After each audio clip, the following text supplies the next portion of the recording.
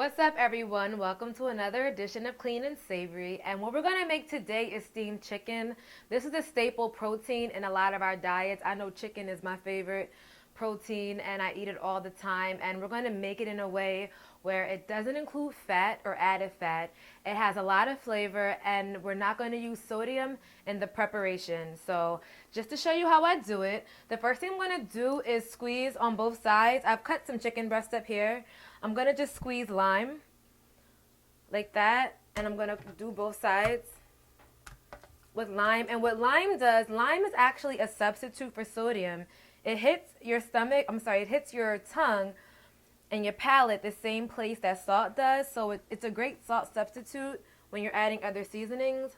The next thing I'm going to do is liberally use oregano. So the thing when you're seasoning for weight loss, if you notice, none of the seasonings I have here have salt in them. They're not blends, they're actual seasonings, but my wrist is really loose and I'm just going in with all the seasonings that I'm using because that's how you add flavor to your food without the salt. So you don't have to be stingy with the seasonings to have flavor.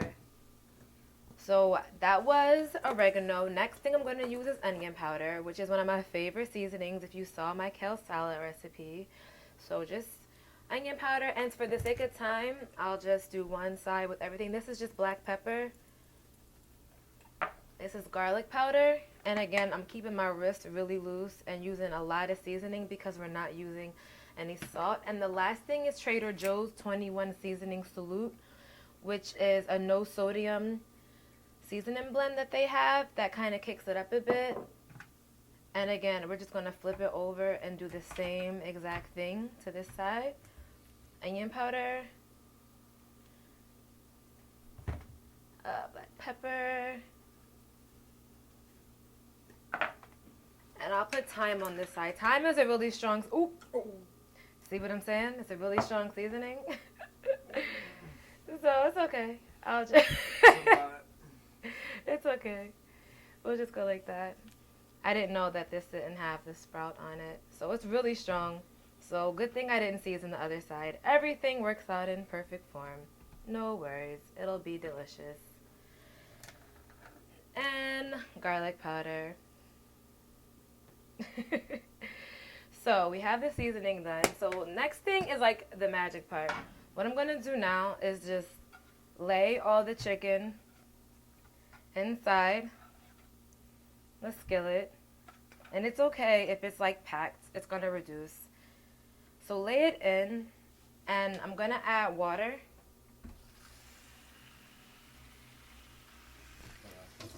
Let me get you doing a little bit more water, just a tiny bit.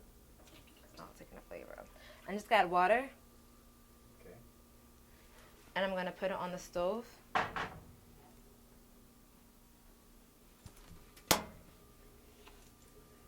And then we're just going to add a lid. And put the stove on medium heat, and we're gonna just set it and forget it. So in about 20 minutes we'll come back to see the finished products. But yes, this is how you steam chicken, and again, I didn't use any sodium and I didn't use any added fat in the preparation.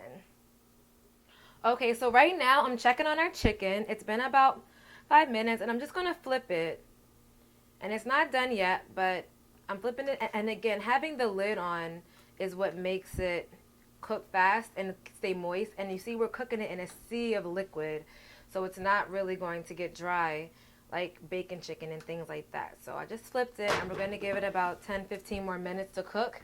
And I have the stove on high for the sake of time, but if you have more time you can definitely put it on low for a more slow cook. But I have about 4 good sized pieces in here, so it's still going to cook pretty evenly. So yeah, we're going to check back on it in a few minutes. And as you can see, it's pretty much done. I cut some slits in it to make sure it's done, and it's totally done.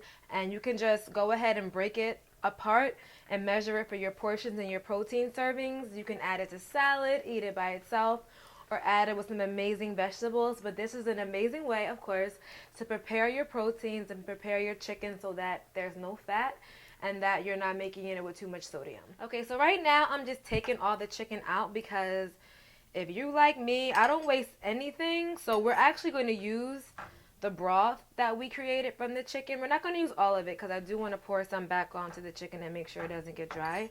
But we're actually going to make a few things with the broth, and that includes our cauliflower risotto as well as green beans in future episodes. So stay tuned. And again, when you make this dish, definitely save your broth, even if it means you putting it in the refrigerator how it is, because beautiful things can happen with chicken broth.